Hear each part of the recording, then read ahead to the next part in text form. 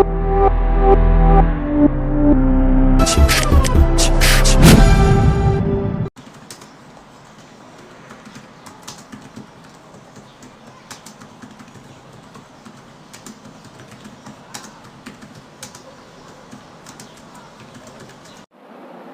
Question যেটা বললাম পড়বো, অংশীদারি কারবারের নিবন্ধনের সুবিধা, যেটা বললাম না অংশীদারি কারবারের নিবন্ধনের সুবিধা, খুব সোজা কোশ্চেন এটা।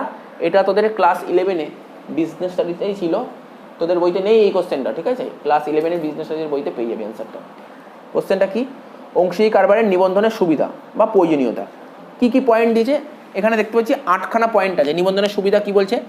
অংশীদাররা তাদের ন্যায্য পাওনা সম্পর্কে সুনিশ্চিত থাকতে পারে। তো নিজেই বল না, পার্টনারশিপ বিজনেস যদি রেজিস্ট্রেশন করা থাকে তাহলে কি কি সুবিধা পেতে পারি? এক তো ওরা ন্যায্য পাওনা সম্পর্কে সুনিশ্চিত থাকবে, অসাধু ও প্রতারণার ভয় খুব কম থাকবে, মানে কোনো প্রতারিত হওয়ার সম্ভাবনা থাকবে না। তারপর 3 নম্বর, নতুন অংশীদার তার অধিকার আদায় করে নিতে পারবেন। নতুন পার্টনাররা তাদের অধিকারটা কি করতে পারবে? আদায় করে নিতে পারবে। এই জাতীয় প্রতিষ্ঠানে তৃতীয় পক্ষের স্বার্থ রক্ষা পায়, এটাও বলতে পারিস। কোনো অংশীদার মানে কোনো পার্টনার যদি রিটায়ার করে তাহলে তিনি তার দায় দায়িত্ব সম্পর্কে নিশ্চিত থাকতে পারবে।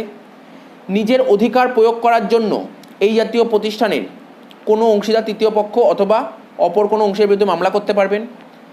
অংশীদারি চুক্তিপত্র একটা স্থায়ী দলিল, ফলে ভবিষ্যতে কোনো বিষয়ে যদি সন্দেহ দেখা দেয় তাহলে দলিলটি নিজের চোখে দেখে তা অবসান করতে পারবি।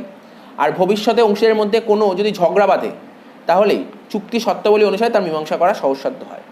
এই আমরা পার্টনারশিপ পড়বো, এরপরে দেখবি অ্যাডমিশন, রিটায়ারমেন্ট, ডেথ, রিজলিউশন, অনেক চ্যাপ্টার পড়বো পার্টনারশিপে।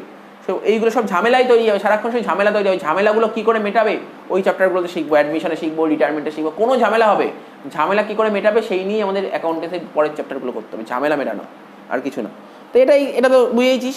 যদি রেজিস্ট্রেশন করা না থাকে তাহলে কী রেজিস্ট্রেশন করা না থাকলে কী অসুবিধা, আর রেজিস্ট্রেশন করা থাকলে কী কী সুবিধা।